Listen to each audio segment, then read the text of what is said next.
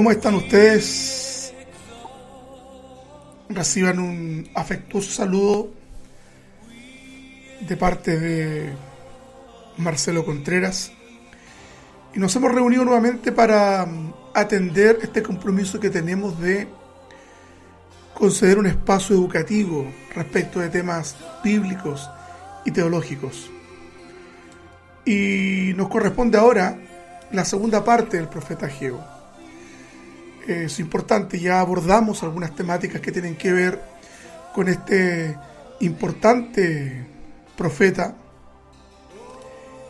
y ahora se hace necesario entonces ir profundizando respecto de la gestión profética de este gran personaje del Antiguo Testamento.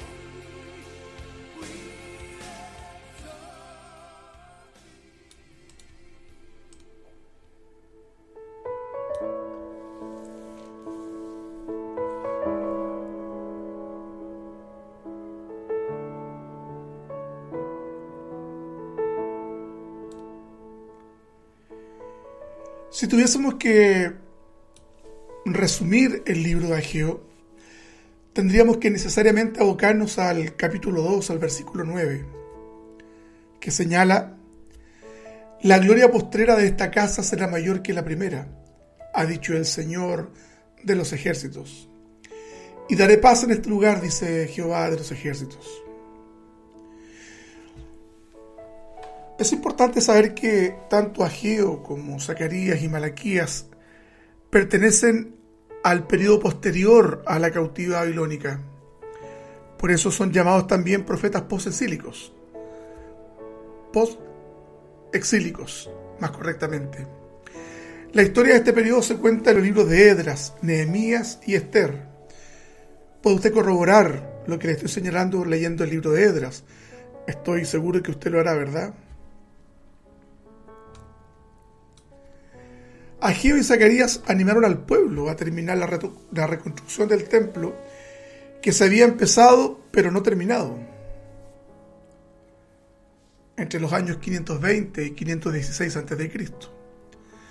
Se cree que Malaquías estuvo asociado con Nehemías casi 100 años después en la reconstrucción de la muralla de Jerusalén.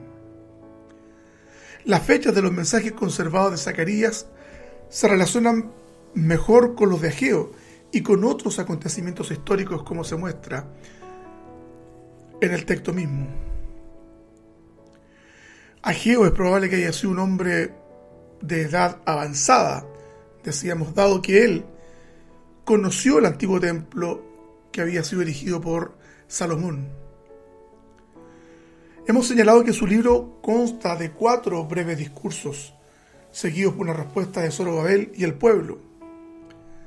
Lo podemos ver en el capítulo 1, versículo 12 al 15, el 2 del 1 al 9, el 2 del 10 al 19 y el 2 del 20 al 23.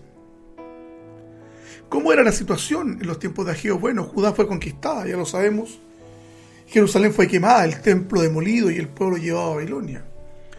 Esto ocurre en 3 azonadas de los ejércitos babilonios, entre el año 605 y el año 586, todo esto antes de Cristo. Esto nos lo relata el segundo libro de Reyes, entre los capítulos 24 y 25. Después de esta cautividad, que duró aproximadamente 70 años, unos 50.000 judíos habían vuelto a su patria, debido al edicto, la ley que estableció el rey Ciro el año 538, todo esto antes de Cristo. Los judíos que habían vuelto habían comenzado a reconstruir el templo. Habían echado los cimientos, pero a poco andar el trabajo se detuvo a causa de los enemigos vecinos que estaban permanentemente acosando al pueblo. Entre 15 y 16 años no se hizo absolutamente nada. Mientras tanto, un nuevo rey se había erigido, Darío. Había ascendido al trono de Persia. Ahora, existía una muy buena disposición de parte de Darío respecto de los judíos, y bajo la predicación de Ageo y Zacarías se reanudó el trabajo, completándose el templo en 4 años. Hablamos de los años 520 al 516 a.C. aproximadamente. Pero Jerusalén seguía siendo una ciudad sin murallas. No se reconstruyó sino hasta 70 años después, bajo la dirección de Jeremías. Me gustaría referirles a algunos aspectos cronológicos. Sabemos que la cronología siempre es una aproximación, no es un dato que pudiésemos estimar como exacto. Pero vamos, el año 538 a.C. vuelve a Jerusalén Zorobabel con 50.000 judíos. El 536, todo antes de Cristo, evidentemente, en el 7º mes edifican el altar y ofrecen sacrificios. Esto fue una fiesta magnífica.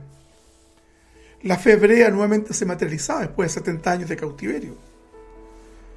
El 535, al 2º mes, empieza la obra en el templo y es detenida por un periodo de 15 o 16 años.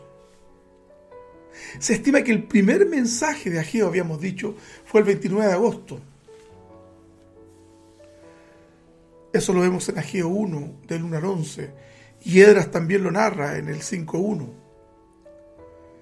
El 21 de septiembre se reanuda la construcción del templo. Lo menciona también Ageo 1.12 y 15, de 1.12 al 15, disculpe usted. La edificación parece que se detuvo del año 536 hasta aproximadamente el año 530, y el trabajo cesó completamente cerca del año 530 al 520. Por eso que el 17 de octubre, pasado este periodo, nuevamente hay un segundo mensaje de Ageo. Entre octubre y noviembre comienza la predicación de Zacarías. Lo vamos a ver en detalle, pero eso lo puede usted corroborar en Zacarías 1, del 1 al 6. El 18 de diciembre viene el tercer mensaje de Ageo. Y el 18 de diciembre, el mismo año, el cuarto mensaje de Ageo. Todo esto entre los capítulos 2, de los versículos 10 al 23. Fue un periodo que sin duda la molicie se había adueñado de los hebreos. Y estos no querían reanudar el templo, razón fundamental por la cual son liberados del cautiverio en Babilonia.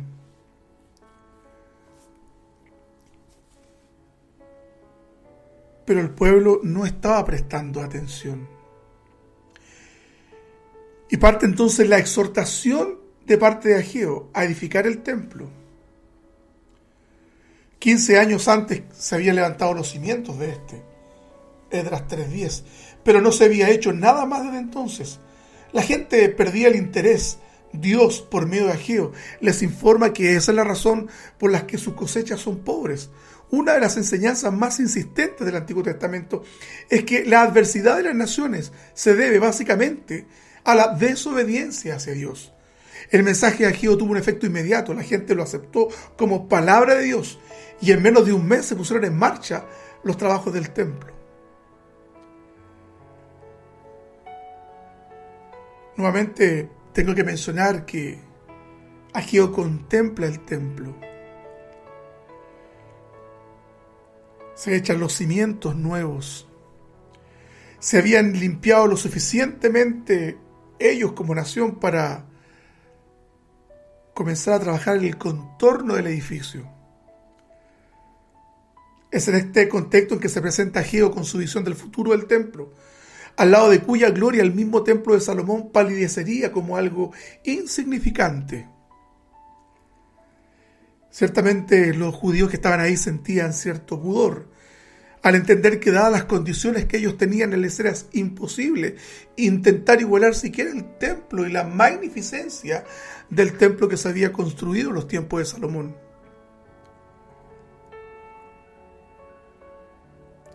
Pero aquí está esa hermosa expresión de Ageo. No habrá comparación respecto de la gloria entre el templo de Salomón y este templo que estaban edificando. Porque el segundo templo, sepa usted que es un templo que se construye con manos que entendemos habían sido depuradas de las prácticas idolátricas.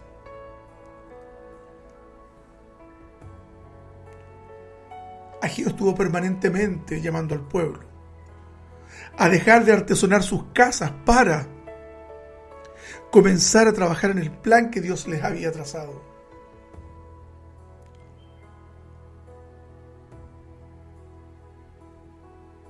Bendito sea el Señor. Dios trata con nuestros corazones. Dios trata de tal suerte que cuando dejamos de poner la prioridad en Él, se hace necesario entonces que el Señor tenga que intervenir. Vamos a escuchar una alabanza.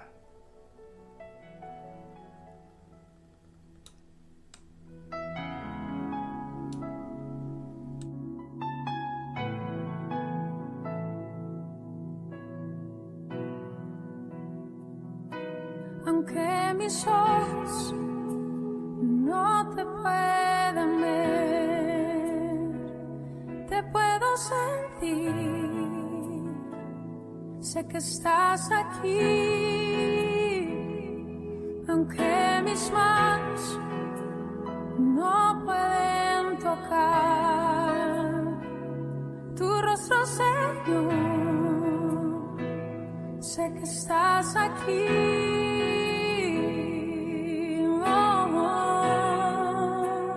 Mi corazón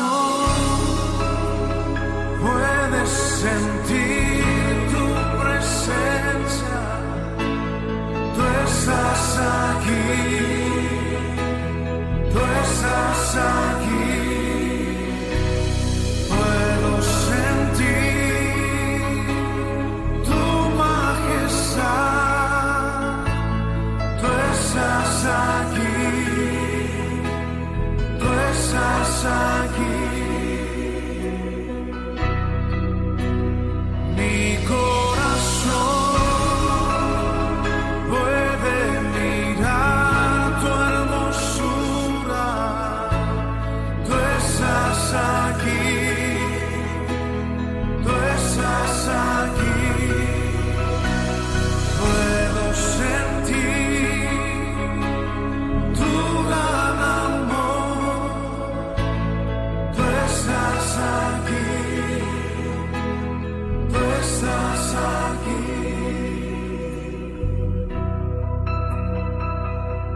Aunque mis ojos no te pueden ver, te puedo sentir. Sé que estás aquí. Aunque mis manos no pueden tocar tu rostro, Señor, sé que estás aquí.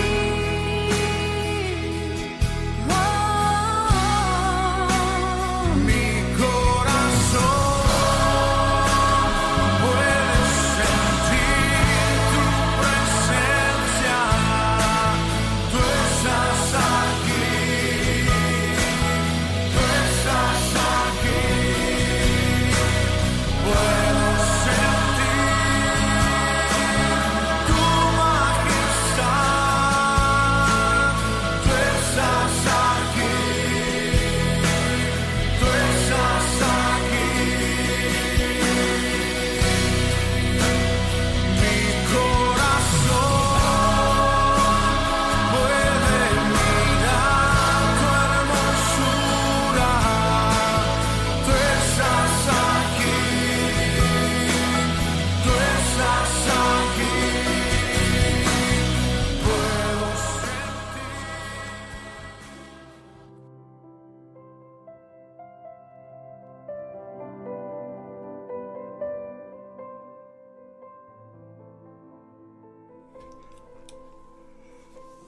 El libro de Ageo tiene 4 divisiones principales.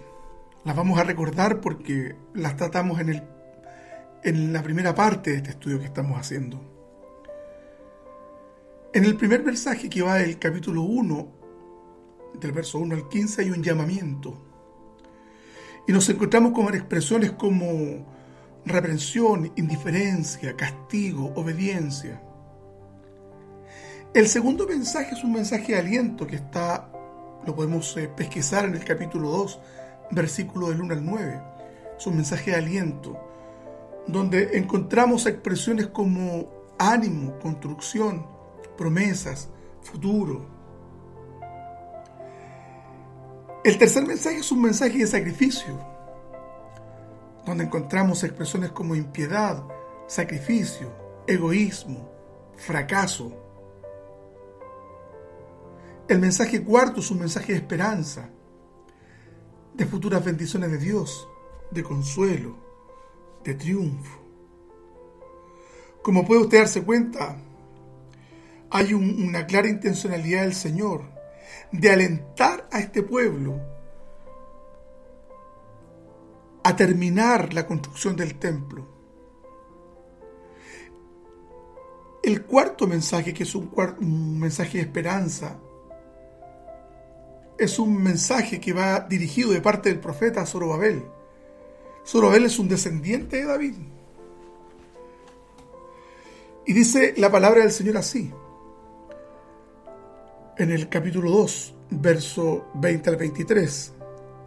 Vino por segunda vez palabra de Jehová a Ageo a los 24 días del mismo mes, diciendo: habla a Zorobabel, gobernador de Judá, diciendo: yo haré temblar los cielos y la tierra, y trastornaré el trono de los reinos, y destruiré la fuerza de los reinos de las naciones.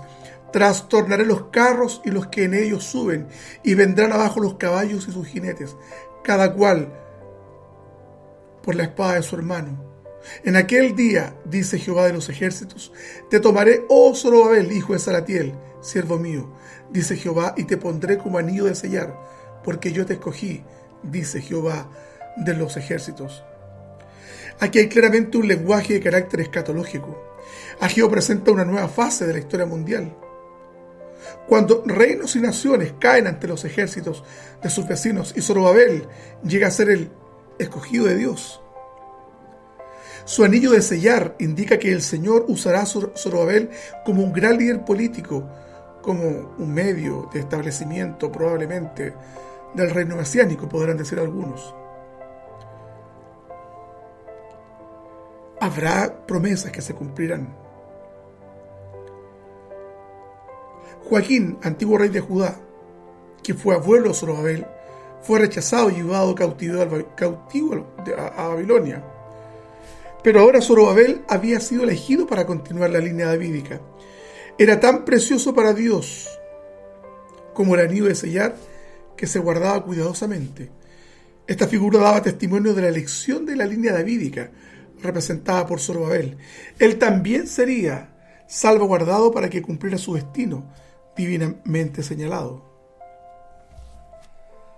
Hay una palabra que se repite aquí permanentemente y que es necesario, hermanos amados, recordarla. Meditad sobre vuestros caminos. Esa es, meditad sobre vuestros caminos.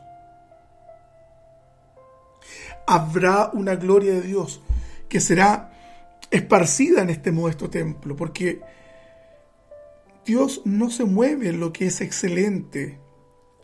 Hablo de aquellas cosas externas, sino que Dios se mueve en la sencillez del corazón nuestro. Por eso que el pudor que estos judíos sentían de que eran incapaces de poder igualar la gloria del antiguo templo de Salomón. Hay algunas enseñanzas importantes en este texto que debemos considerar y que espero que usted, quien está escuchando, lo guarde en la profundidad de su corazón. Dios cumplió su promesa de hacer volver a su pueblo de la cautividad. Debemos de examinar nuestras prioridades para ver si estamos más interesados en nuestros propios placeres que en hacer la obra de Dios. A los ministros del Señor que escuchan, la palabra de Dios predicada con la autoridad divina produce cambios, y cambios importantes y imperecederos. Frente a las adversidades, hermanos, no debemos de tener una actitud derrotista cuando nos enfrentamos a la oposición o a las circunstancias desalentadoras. Dios está con nosotros. Dios y su obra deben ser la prioridad número uno en nuestras vidas. Importante esto que voy a mencionar. Debemos de confesar nuestros pecados y vivir vidas santas delante del Señor. Debemos de actuar valientemente por Dios, cualquiera sea la situación, porque tenemos la seguridad de que Él está con nosotros siempre. Dios siempre tiene pleno control de nuestras circunstancias, aunque a veces no parezca. Dios tiene todo bajo control, y es una de las enseñanzas que yo puedo recoger del libro de Ageo. Debemos actuar con denuedo y valentía, siempre con la prudencia que las circunstancias también nos señalen. El sentido común es tan importante como eventualmente el discernimiento espiritual. Hay cosas que debemos resolver desde el sentido común. Dios siempre, hermanos amados, tiene pleno control de todas nuestras circunstancias, todas. Por lo tanto, debemos descansar seguros en las manos de Dios, sabiendo que Él nos bendecirá abundantemente mientras le sirvamos con fidelidad. No podemos esperar que Dios nos bendiga si es que nuestro corazón no está puesto delante de Él, firme y consecuente. Toda negligencia es contagiosa, y si no nos movemos o actuamos, nos contaminará. La modorra, la flojera, se apodera de nosotros muchas veces. Si abandonamos la obra de Dios por negligencia, nada de lo que hagamos va a prosperar. Nada. ¿Qué podemos citar ahora como reflexión respecto del versículo clave de lo que hemos visto hoy día? El Señor llama la atención y señala: es para vosotros tiempo, para vosotros de habitar en vuestras casas artesonadas, y esta casa está desierta. Hermanos amados, ¿cómo está nuestro servicio delante del Señor? ¿Cómo?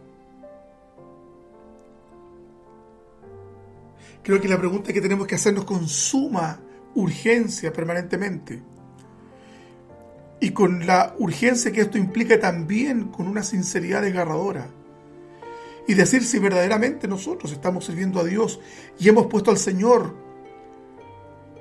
como el objeto principal de nuestra vida.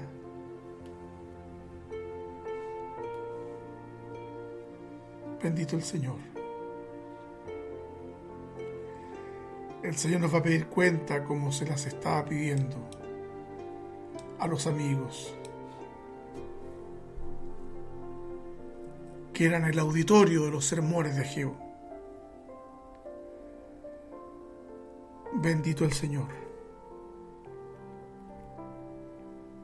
Si tuviésemos que resumir esto entonces con una cronología aproximada de los hechos y sucesos y de las divisiones naturales que este libro tiene, podemos señalar como número 1 la reprensión por la desobediencia.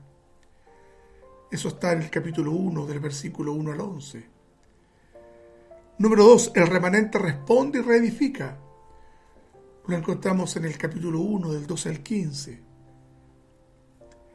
Tercero, el regreso de la gloria de Dios, que es lo más hermoso de este texto. Tranquilo.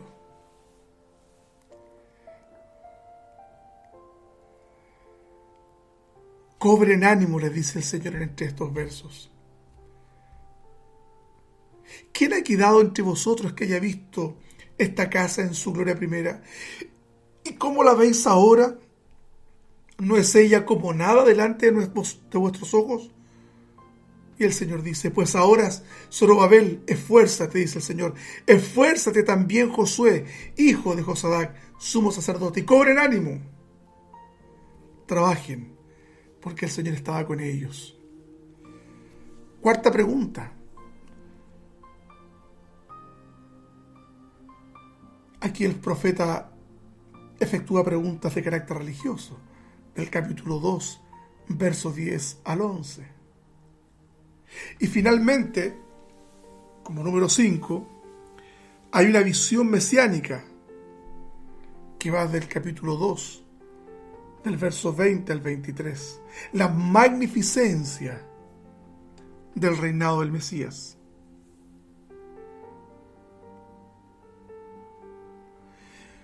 Ageo es un libro importante en la historia de Israel. De un tabernáculo que se trasladaba por el desierto, pasaron a un tremendo templo que describimos en el podcast anterior. La riqueza, el lujo, la excelencia con que Salomón construye ese templo, después de haber tenido solo un tabernáculo. El templo que construye Zorobabel entre los años 516 al 169, que dura la construcción de este templo, fue finalmente profanado por Antíoco Epífanes. Esto está en el periodo intertestamentario, no lo podemos ver nosotros. Como resumen, entonces, tenemos el templo de Salomón. Partimos del tabernáculo. Después tenemos el templo de Salomón. Después tenemos el templo de Zorobabel. Después tenemos el templo de Herodes. Y la pregunta ahora es, ¿cuál es el templo hoy día? ¿Cuál es el templo de hoy? Bueno, Pablo en 1 Corintios capítulo 6, 19 señala: ¿o ignoráis que vuestro cuerpo es templo del Espíritu Santo, en el cual está en vosotros, el cual tenéis de Dios y que no sois vuestros? Por lo tanto, hoy día, desde el tabernáculo que se paseaba por el desierto, pasando por el templo de Salomón y repito, llegando al templo de Zorobabel, que fue también profanado por Antíoco Epífanes, y el templo de Herodes, que ciertamente podía de alguna manera analogar el templo que había construido Salomón, quizás no con la misma magnificencia.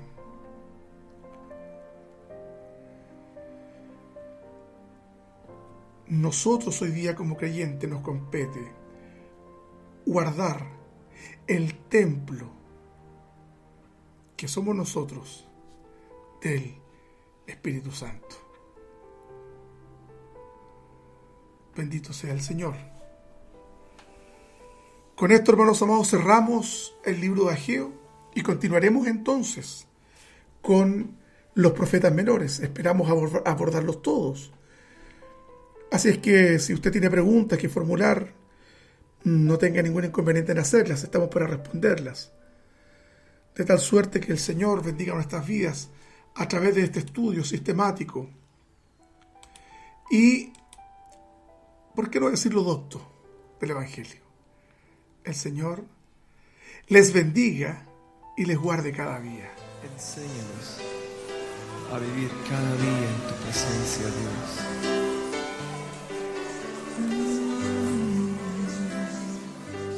Solo quiero estar donde tú estás,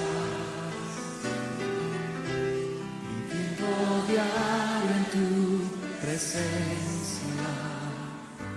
No quiero darte solo adoración, yo quiero ser adorador. Yo solo quiero estar